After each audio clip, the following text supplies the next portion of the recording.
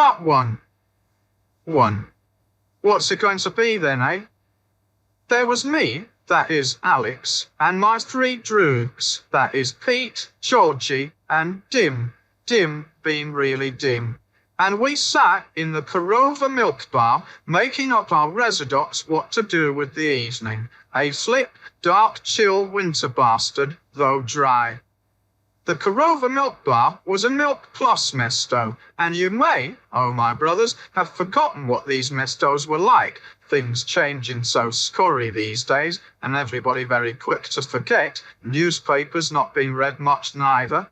Well, what they sold there was milk plus something else. They had no license for selling liquor, but there was no law yet against prodding some of the new beskies which they used to put into the old Malonco. So you could peat it with Velocet or Sintmes or Drencon or 1 or 2 other beskies, which would give you a nice quiet horror show, 15 minutes admiring Bog and all his holy angels and saints in your left shoe with lights bursting all over your mosque. Or you could peat milk with knives in it, as we used to say, and this would sharpen you up and make you ready for a bit of dirty 20 to 1. And that was what we were peating this evening I'm starting off the story with. Our pockets were full of dame, so there was no real need from the point of view of crusting any more pretty Polly to told chop some old Beck in an alley and viddy him swim in his blood while we counted the takings and divided by 4. Nor to do the ultraviolent on some shivering, starry, grey-haired petitzer in a sock and go smacking off with the till's guts. But, as they say, money isn't everything. The 4 of us were dressed in the height of fashion, which in those days was a pair of black, very tight tights with the old jelly mould, as we called it, fitting on the crotch underneath the tights, this being to protect, and also a sort of design you could viddy clear enough in a certain light, so that I had one in the shape of a spider, Pete had a rocker, a hand that is, Georgie had a very fancy one of a flower, and poor old Dim had a very hound and horny one of a clown's lip-so face, that is. Dim not ever having much of an idea of things, and being, beyond all shadow of a doubt in Thomas, the dimmest of we 4. Then we wore wasty jackets without lapels, but with these very big built-up shoulders, klepchos we called them, which were a kind of a mockery of having real shoulders like that. Then, my brothers, we had these off-white cravats, which looked like whipped-up kartoffel or spud with a sort of design made on it with a fork. We wore our hair not too long, and we had flip horror show boots for kicking. What's it gonna be then, eh? There were 3 debauchkas sitting at the counter all together, but there were 4 of us malchiks, and it was usually like 1 for all and all for 1. These sharps were dressed in the height of fashion too, with purple and green and orange wigs on their Gullivers, each one not costing less than 3 or 4 weeks of those sharps' wages, I should reckon, and make-up to match, rainbows round the blouses, that is, and the rot painted very wide. Then they had long black very straight dresses, and on the broody part of them they had little badges of like silver with different malchiks' names on them, Joe and Mike and such like. These were supposed to be the names of different malchiks they'd spatted with before they were 14. They kept looking our way, and I nearly felt like saying the 3 of us, out of the corner of my rot that is, should go off for a bit of coal and leave poor old Dim behind, because it would be just a matter of cuppeting Dim a demi-litre of white, but this time with a dollop of Sintmesk in it, but that wouldn't really have been playing like the game. Dim was very, very ugly and like his name, but he was a horror show filthy fighter and very handy with the boot. What's it gonna be then, eh? The Chelobet's sitting next to me, there being this long, big, plushy seat that ran round 3 walls, was well away with his glazes glazed and sort of burbling Slovos like Aristotle, wishy-washy, works out in cyclamen, get full-ficulate smartish. He was in the land all right, well away, in Alby, and I knew what it was like, having tried it like everyone else had done. But at this time, I'd got to thinking it was a cowardly sort of a vesh, oh my brothers. You'd lay there after you'd drunk the old Moloko, and then you got the missile that everything all round you was sort of in the past. You could video it all right, all of it, very clear. Tables, the stereo, the lights, the sharks and the malchiks, but it was like some vesh that used to be there, but was not there, not no more. And you were sort of hypnotized by your boot or shoe or a fingernail, as it might be, and at the same time you were sort of picked up by the old scruff and shook like it might be a cat. You got shook and shook till there was nothing left. You lost your name and your body and yourself, and you just didn't care. And you waited till your boot or your fingernail got yellow, then yellower and yellower all the time. Then the light started cracking like atomics, and the boot or fingernail, or as it might be a bit of dirt on your trouser bottom, turned into a big misto, bigger than the whole world, and you were just going to get introduced to old Bogle God when it was all over. You came back to here, and now, whimpering sort of, with your rot all squaring up for a boo-hoo-hoo. Now, that's very nice, but very cowardly.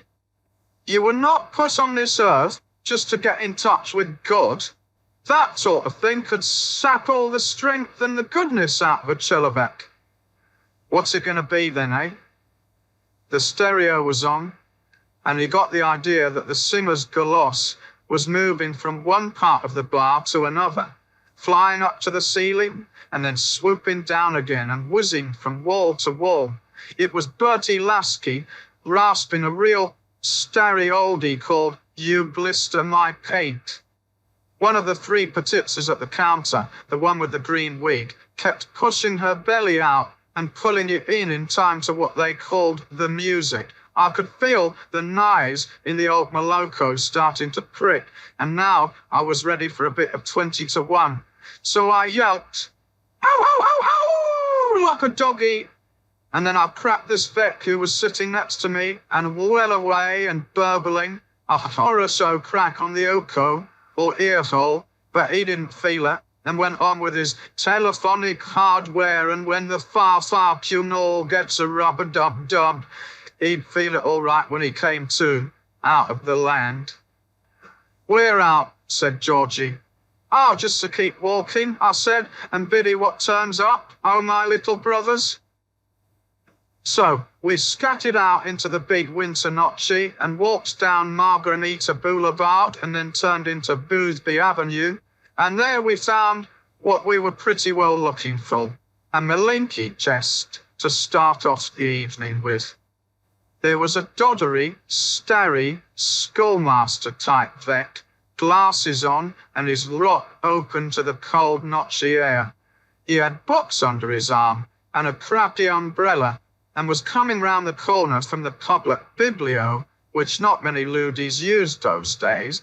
You never really saw many of the older bourgeois type out after nightfall those days, what with the shortage of police and we fine young now chickiewicks about. And this cross-type Chelovek was the only one walking in the whole of the street. So we ghoulied up to him, very polite, and I said, "Pardon me, brother." He looked a malinky bit poodly when he bidded the four of us like that, coming up so quiet and polite and smiling, but he said, "Yes, what is it?" in a very loud teacher-type galoss, as if he was trying to show us he wasn't poodly. I said, "I see you have books under your arm, brother.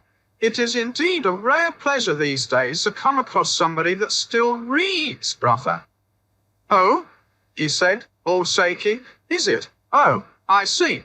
And he kept looking from one to the other of we four, finding himself now like in the middle of a very smiling and polite square. Yes, I said, it would interest me greatly, brother, if you would kindly allow me to see what books those are that you have under your arm. I like nothing better in this world than a good, clean book, brother. Clean, he said. Clean, eh?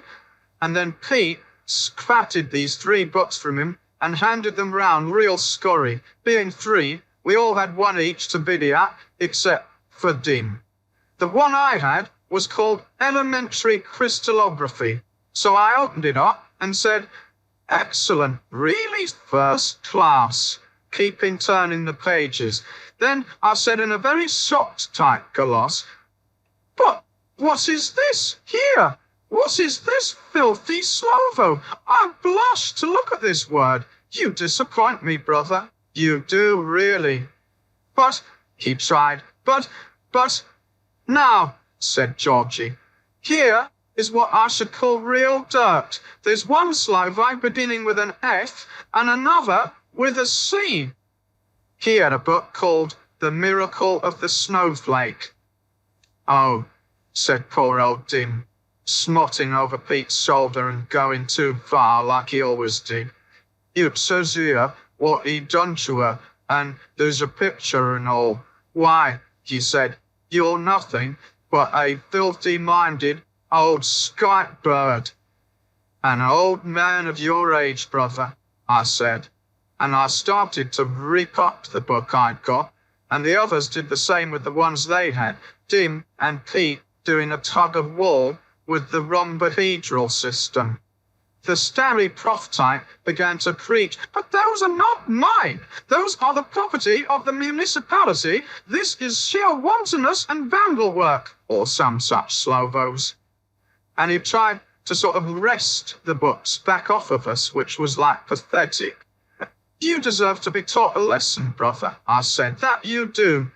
This crystal book I had was very tough-bound and hard to raz to bits, being real starry and made in the days when things were made to last like, but I managed to rip the pages up and chuck them in handfuls of like snowflakes, though big, all over this creaching old wreck, and then the others did the same with theirs, old Dim just dancing about like the clown he was. "There you are," said Pete. "There's the mackerel of the cornflake for you, you dirty reader of filth and nastiness." "You naughty old vet, you," I said, and then we began to filly about with him. Pete held his rookers, and Georgie sort of hooked his rock wide open for him, and Dim yanked out his false zubies, upper and lower. He threw these down on the pavement, and then I treated them to the old boot crush, though they were hard blasters like being made of some new horror-show plastic stuff. The old vet began to make sort of tumbling zooms. "Whoa, whoa, whoa." So Georgie let go of holding his goobers apart and just let him have one in the toothless rot with his ringy fist. And that made the old vet start moaning a lot then. Then out comes the blood, my brothers. Real beautiful. So all we did was to pull his outer platties off, stripping him down to his vest and long underpants. Very starry. Dim smacked his head off near, and Pete kicked him lovely in his pot, and we let him go. He went sort of staggering off, it not having been too hard of a tall chop really, going, "Oh, oh, oh," not knowing where or what was what really. And we had a snigger at him, and then, rifle through his pockets, Dim dancing round with his crappy umbrella meanwhile, but there wasn't much in them. There were a few starry letters, some of them dating right back to 1960 with "My dearest, dearest" in them and all that chapuka, and a keyring and a starry leaky pen. Old Dim gave up his umbrella dance and of course had to start reading one of the letters out loud like to show the empty street he could read. "My darling one," he recited in this very high-type gloss, "I shall be thinking of you while you are away, and hope you will remember to wrap up warm when you go out at night." Then he lets out a very humany smack, "Ha ha ha," pretending to start wiping his yarmulke with it. "All right," I said, Let it go, oh my brothers. In the trousers of this starry vet, there was only a malinky bit of cotter, money that is, not more than 3 gollies, so we gave all his messy little coin the scatter treatment, it being hen-corn to the amount of pretty polly we had on us already. Then we smashed the umbrella and ras-resed his platties and gave them to the blowing winds, my brothers, and then we'd finished with the starry teacher type vet. We hadn't done much, I know, but that was only like the start of the evening, and I make no happy polylogies to thee or thine for that. The knives in the milk plus was stabbing away nice and horror-so now. The next thing was to do the Sammy Act, which was one way to unload some of our cotter so we'd have more of an incentive like for some shop crasting, as well as it being a way of buying an alibi in advance. So we went into the Duke of New York on Amis Avenue, and sure enough, in the snug, there were 3 or 4 old babushkas beating their blackened suds on the SA, State Aid. Now, we were the very good mouthchips, smiling good evensong to one and all, though these wrinkled old lighters started to get all shook, their veiny old rookers all trembling round their glasses and making the suds spill on the table. "Leave us be, lads," said one of them, her face all mappy with being 1,000 years old. "We're only poor old women." But we just made with the zoobies, flash, flash, flash, sat down, rang the bell, and waited for the boy to come. When he came, all nervous and rubbing his rookers on his grassy apron, we ordered us 4 veterans, a veteran being rum and cherry brandy mixed, which was popular just then, some liking a dash of lime in it, that being the Canadian variation. Then I said to the boy, "Give these poor old babushkas over there and nourish him something. Large Scotchman all round, and something to take away." And I poured my pocket of ding all over the table, and the other 3 did likewise, oh my brothers. So double fire goals were brought in for the scared starry lighters, and they knew not what to do or say.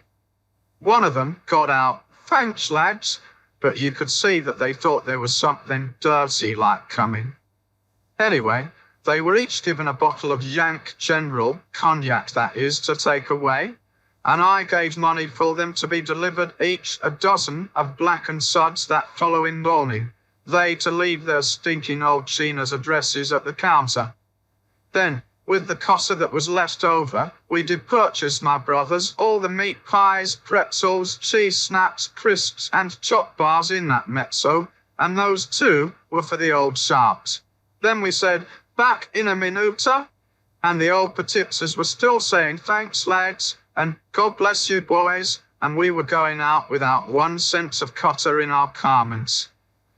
"Makes us feel real dobby, that does," said Pete.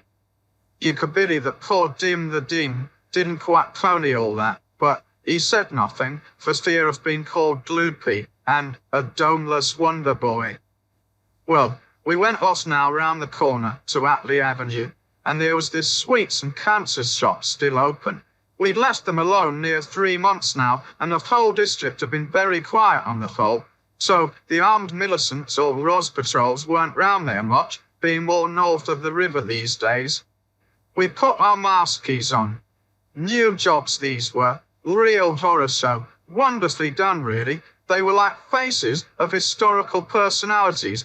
They gave you the name when you bought, and I had Disraeli, Pete had Elvis Presley, Georgie had Henry VIII, and poor old Dim had a poet vet called P.B. Shelley. They were a real like disguise, hair and all, and they were some very special plastic vesh, so you could roll up when you'd done with it and hide it in your boot. Then 3 of us went in, Pete keeping Sasso without. Not that there was anything to worry about out there. As soon as we launched on the shop, we went for Slaus who ran it, a big port wine jelly of a vet who bidded at once what was coming and made straight for the inside where the telephone was and perhaps his well-oiled pushka, complete with 6 dirty rounds. Dim was round that counter scurry as a bird, sending packets of snouty flying and cracking over a big cutout, showing us sharp with all her zoobies going flash at the customers and her broodies near hanging out to advertise some new brand of cancers. What you could viddy then was a sort of a big ball rolling into the inside of the shop behind the curtain, this being old Dim and Slough's sort of locked in a death struggle.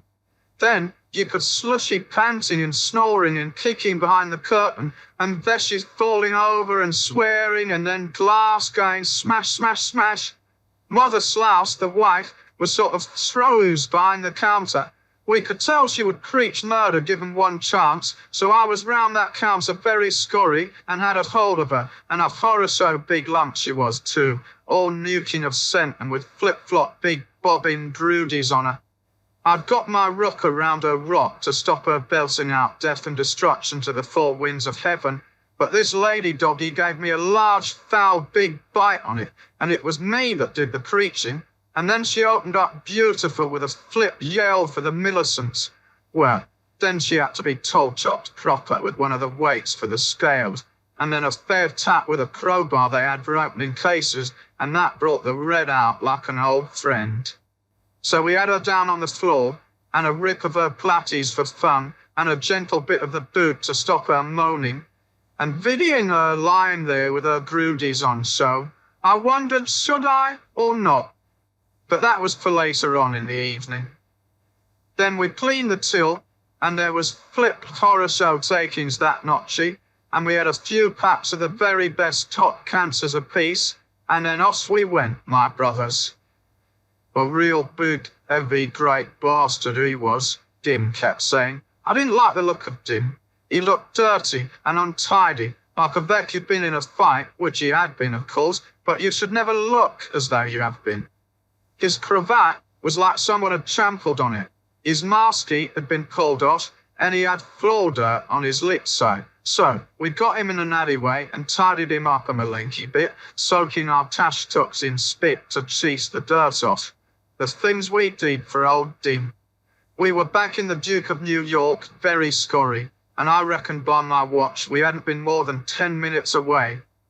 The starry old babushkas were still there on the blackened sods and the Scotchman we'd bought them, and we said, "Hello there, girlies, what's it gonna be?"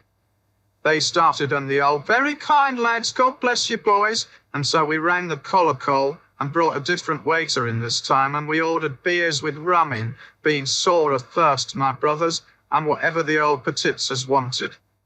Then I said to the old babushkas, "We haven't been out of here, have we? Been here all the time, haven't we?" They all caught on real scurry and said, "That's right, lads. Not been out of our sight, you haven't. God bless you, boys." Drinking. Not that it mattered much, really.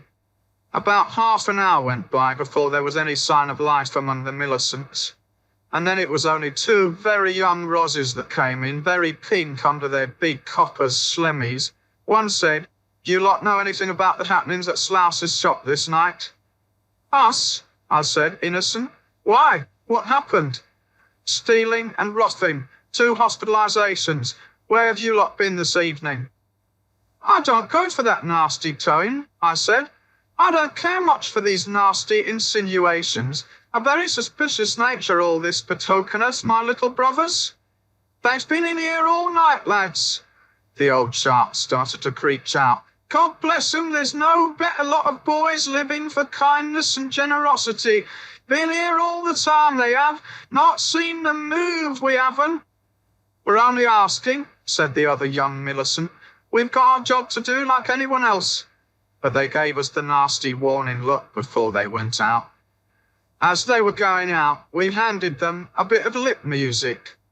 "Do you, But myself, I couldn't help a bit of disappointment at things as they were in those days. Nothing to fight against, really. Everything as easy as kiss my saris. Still, the night was still very young. 2.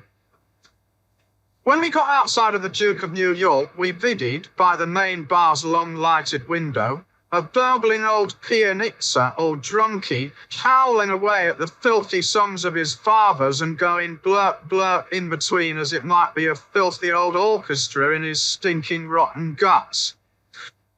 One thing I could never stand was that.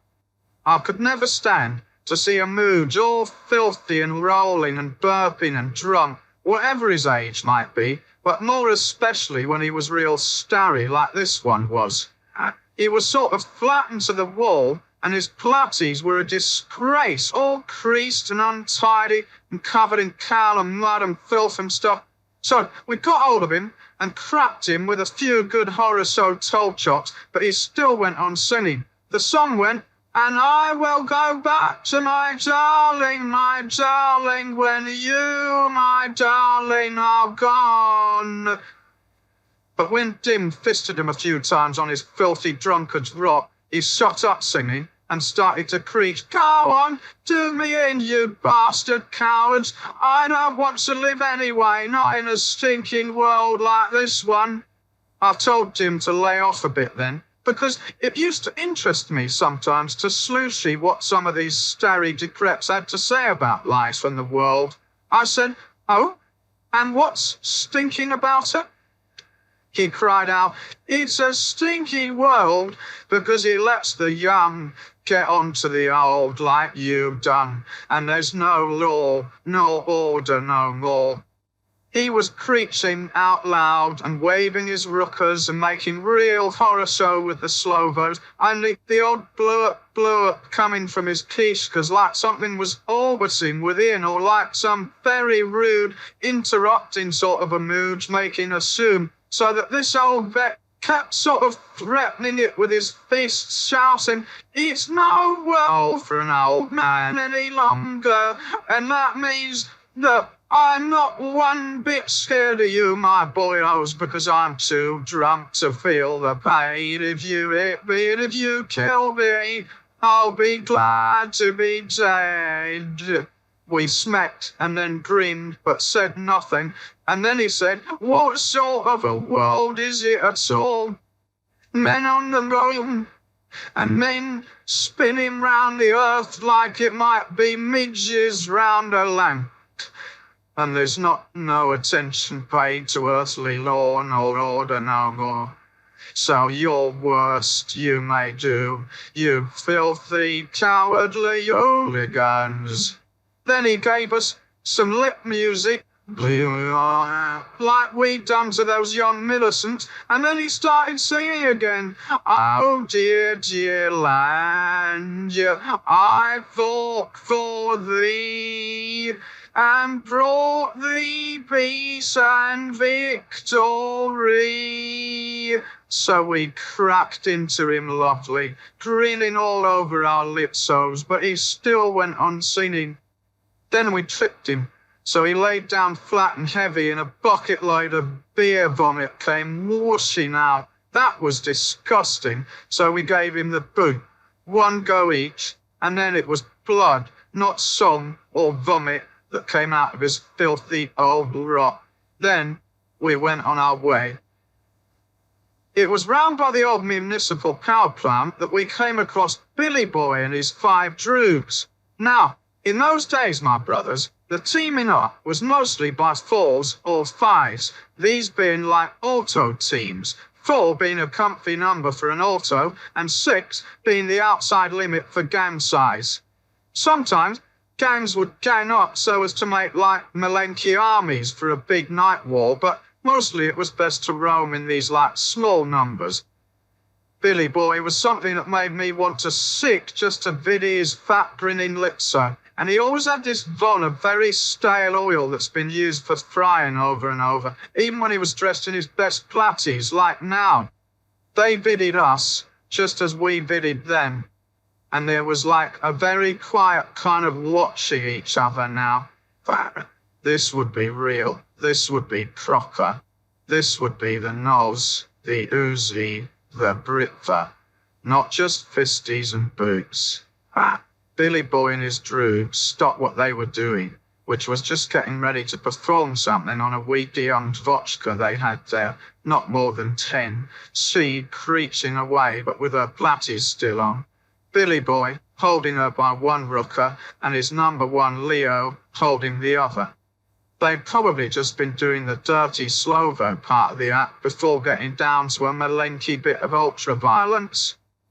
When they bidded us a coming, they let go of this boo-hooing little Petitza. There'd been plenty more where she came from, and she ran, with her thin white legs flashing through the dark, still going, "Oh! Oh! Oh!" I said, smiling very wide and droogy, "Well, if it isn't fat, stinking Billy Goat Billy Boy in poison, how art thou, thou globby buckle of cheap stinking chip oil?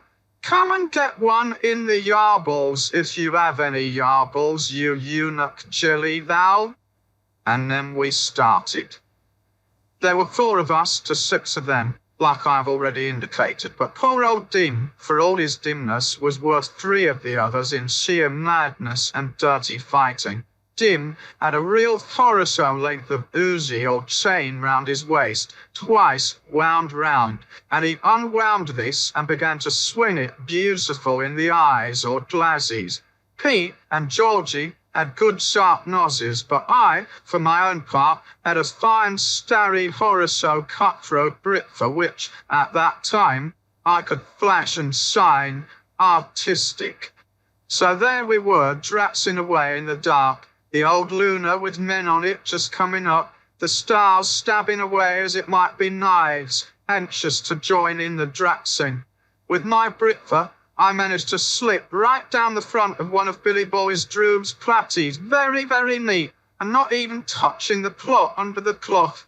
Then, in the drapsing, this Droog of Billy Boy's suddenly found himself all opened up like a pea pod, with his belly bare and his poor old yarbles showing, and then he got very, very razdraz, waving and screaming and losing his guard and letting in old Dim with his chain snaking whoosh, so that old Dim chained him right in the glazzies, and this Droog of Billy Boy's went tottering off and howling his heart out.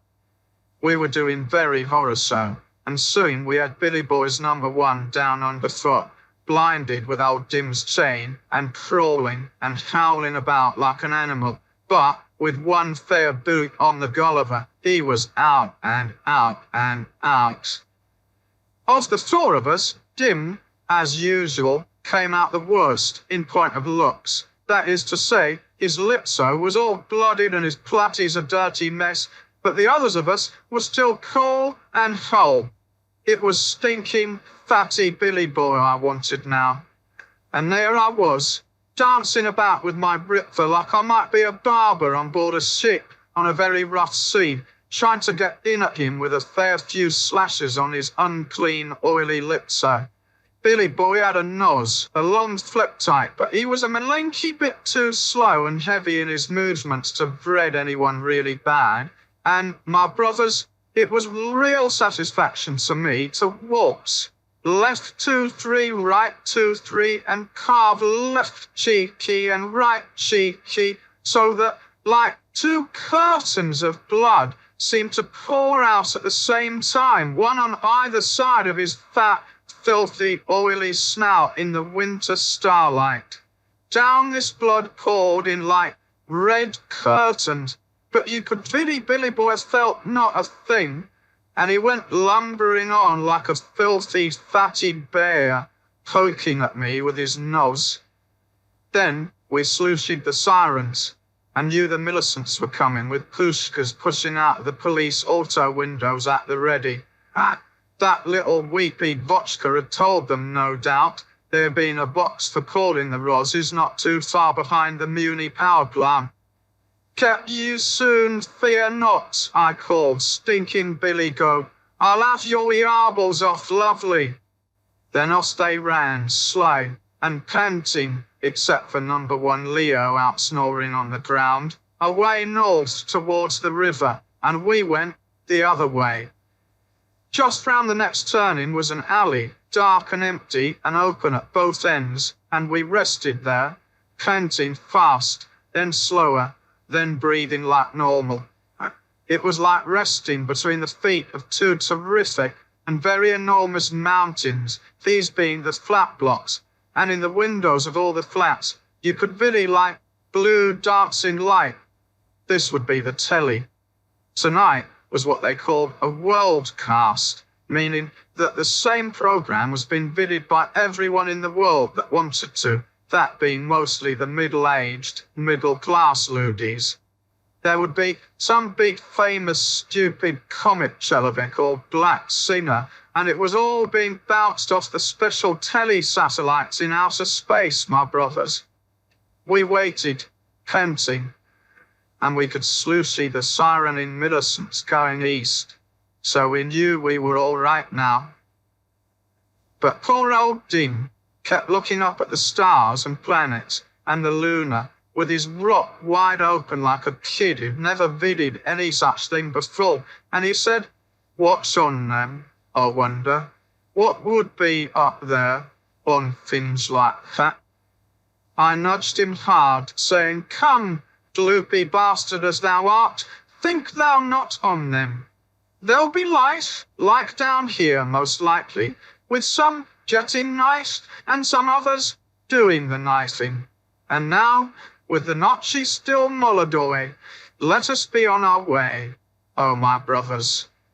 The others smacked at this, but poor old Dim looked at me, serious, then up again at the stars and the Luna. So we went on our way down the alley, with the worldcast bluing on either side. What we needed now was an auto, so we turned left coming out of the alley, knowing right away we were in Priestley Place as soon as we viewed the big bronze statue of some starry poet with an AP upper lip and a pipe stuck in a droopy old rot.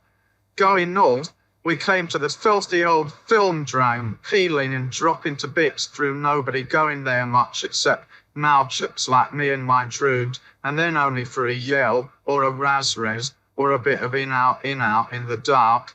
We could vidi from the poster on the film drome's face, a couple of fly-dirted spots trained on it, that there was the usual cowboy riot, with the archangels on the side of the US Marshals sip-suiting at the rustlers out of hell's fighting legions, the kind of hound and horny vesh put out by state film in those days. The autos parked by the cine weren't all that horror-so, crappy starry veshes most of them, but there was a newish Durango 95 that I thought might do. Georgie had one of these polyclefs, as they call them, on his keyring, so we were soon aboard, Dim and Pete at the back, coughing away lordly on their cancers, and I turned on the ignition and started her up, and she grumbled away real horror so, a nice warm vibraty feeling grumbling all through your gutty wats. Then I made with the Noga, and we backed out lovely, and nobody bidded us take off. We fillied round what was called the back town for a bit, scaring old Vex and Chinas that were crossing the road, and zigzagging after cats and that. Then we took the road west. There wasn't much traffic about, so I kept pushing the old Noga through the floorboards near, and the Durango 95 ate up the road like spaghetti. Soon it was winter trees and dark, my brothers, with a country dark, and at one place I ran over something big with a snarling, toothy rot in the headlamps. Then it screamed and squelched under, and old Dim at the back near laughed his Gulliver off, ho, ho, ho, at that. Then we saw one young mouchip with his sharp, lobby-lobbing under a tree, so we stopped and cheered at them. Then we bashed into them both with a couple of half-hearted toll shots, making them cry, and on we went. What we were after now was the old surprise visit. That was a real kick and good for smacks and lashings of the ultra-violent. We came at last to a sort of village, and just outside this village was a small sort of a cottage on its own with a bit of a garden. The Luna was well up now, and we could vidi this cottage fine and clear as I eased up and put the brake on, the other three giggling like Bazoomney, and we could viddy the name on the gate of this cottage fest was Home, a loopy sort of a name. I got out of the auto, ordering my droogs to shush their giggles and act like serious, and I opened this malenky gate and walked up to the front door. I knocked, nice and gentle, and nobody came. So I knocked a bit more, and this time I could see somebody coming. Then a bolt drawn, then the door inched open an inch or so, then I could viddy this one glass looking up at me, and the door was on a chain. Yes, who was it? It was a sharp's Colossus, a youngish debaucher by her sound, so I said in a very refined manner of speech, a real gentleman's Colossus. Pardon, madam, most sorry to disturb you, but my friend and me were out for a walk, and my friend has taken bad all of a sudden with a very troublesome turn, and he is out there on the road, dead out and groaning. Would you have the goodness to let me use your telephone to telephone for an ambulance? We haven't a telephone, said this debaucher. I'm sorry, but we haven't. You'll have to go somewhere else. From inside this malenky cottage, I could see the clack, clack, clacky, clack, clack, clackety, clack, clack of some vet typing away, and then the typing stopped, and there was this Chelovitz Colossus calling, "What is it, dear?" Well, I said, could you, of your goodness, please let him have a cup of water? It's like a faint, you see. It seems as though he's passed out in a sort of fainting fit. The debaucher sort of hesitated and then said, "Wait." Then she went off, and my three droogs had got out of the auto quiet and crept up horror so stealthy, putting their masks on now. Then I put mine on. Then it was only a matter of me putting in the old rooker and undoing the chain, me having softened up this debaucher with my gent's Colossus, so that she hadn't shut the door like she should have done, us being strangers of the night. The four of us then went roaring in, old Dim playing the suit as usual with his jumping up and down and singing out dirty slow bows, and it was a nice malenky cottage, I'll say that. We all went smacking into the room with the lights on, and there was this debaucher sort of cowering, a young pretty bit of sharp with real horror show broodies on her, and with her was this Chelovitz who was a mood, youngish too, with horn-rimmed hotchkiss on him, and on the table there was a typewriter and all papers scattered everywhere, but there was only one little pile of paper like that must have been what he'd already typed. So here was another intelligent type bookman type like that we'd fitted with some hours back, but this one was a writer, not a reader. Anyway, he said, "What is this? Who are you? How dare you enter my house without permission?" And all the time, his Colossus was trembling, and his rookers too. So I said, "Never fear. If fear thou hast in thy heart, O brother, pray banish it forthwith." Then Georgie and Pete went out to find the kitchen, while old Dean waited for orders, standing next to me with his rot wide open. "What is this, then?" I said, picking up the pile of light typing from off of the table, and the horn-rimmed mood said, dithering, "That's just what I want to know. What is this? What do you want? Get out at once, before I throw you out." So poor old Dim, masked like P.B. Shelley, had a good loud smack at that, roaring like some animal. "It's a book," I said. "It's a book, what you are writing." I made the old Colossus very close. I have always had the strongest admiration for them as can write books. Then I looked at its top seat, and there was the name, A Clockwork Orange. And I said, "That's a fair gloopy title. Who ever heard of A Clockwork Orange?"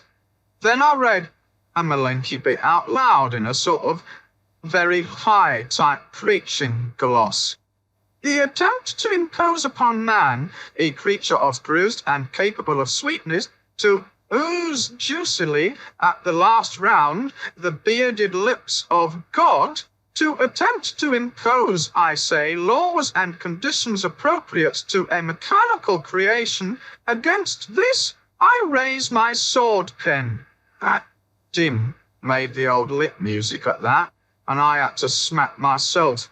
Then I started to tear up the seats and scatter the bits over the floor, and this writer mooge went sort of bazloomny and made for me with his zoobies clenched and showing yellow and his nails ready for me like claws.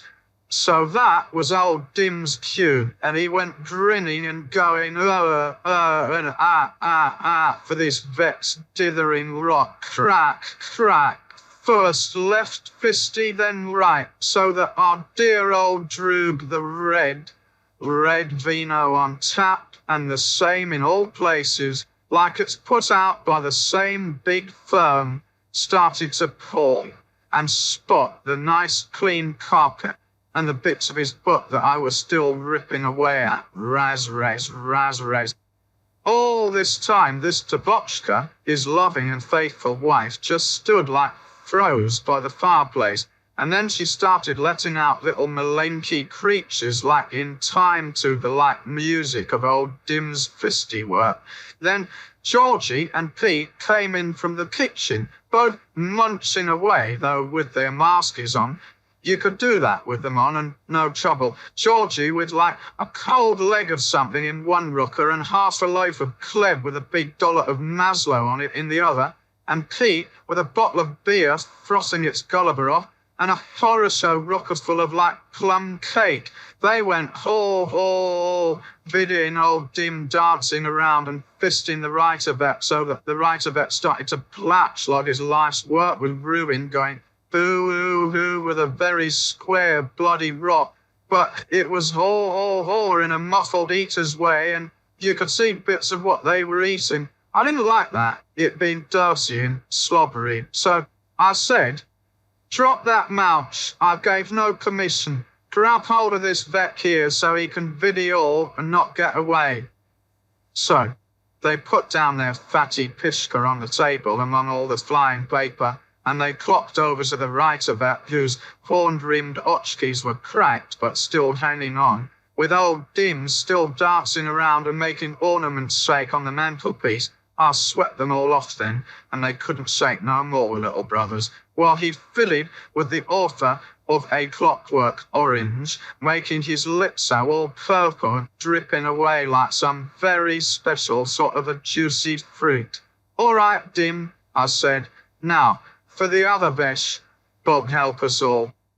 So, he did the strong man on the debauchka, who was still creaching away in very horror show floor in a bar, locking her rookers from the back, while I ripped away at this and that and the others going haw still, and real good horror show broodies they were that then exhibited their pink glassies, oh my brothers, while I untrussed and got ready for the plunge. Plunging, I could slooshy cries of agony in this writer bleeding vet that Georgie and Pete held on to nearly got loose, howling bazoomny with the filthiest of Slovos that I already knew, and others he was making up. Then, after me, it was right old Dim should have his turn, which he did in a beastie, snolty, howly sort of a way with his PB setty masky taking no notice, while I held on to her.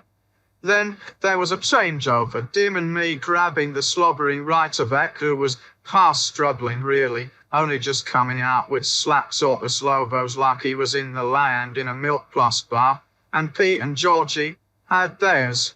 Then there was like quiet, and we were full of like hate, so smashed what was left to be smashed.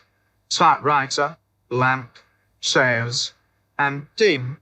It was typical of old Dim, watered the fire out, and was going to dung on the carpet. There'd been plenty of paper, but I said no. Out!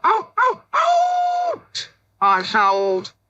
The writer-back and his Xena were not really there, bloody and torn and making noises, but they'd lit.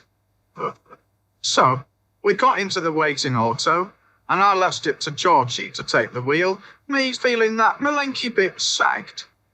And we went back to town, running over odd squealing things on the way.